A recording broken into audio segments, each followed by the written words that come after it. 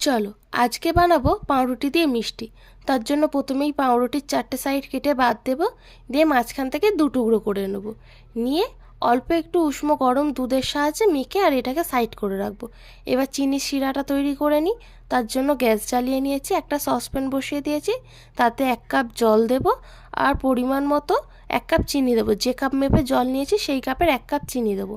আর পাউরুটির স্মেলটা যাতে না পাওয়া যায় তার জন্য 3টে এলাচ ফাটিয়ে দেবো। এইটা 1 থেকে 1.5 মিনিট ফুটে গেলে জলটাকে অফ করে রেখে দেবো। আর এদিকে যে পাউরুটিটাকে মেখে রেখেছিলাম সেটা থেকে ছোট ছোট বলের আকারে গড়ে নেবো।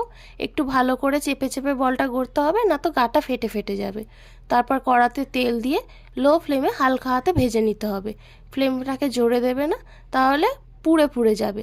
ভেতরটা কাঁচা থাকবে, বাইরেটা পুড়ে যাবে। এবার একে একে আমি সব চিনির শিরার ভেতর দিয়ে দেবো। সবগুলো হয়ে গেছে, দেখো কি সুন্দর লাগছে না। বাই।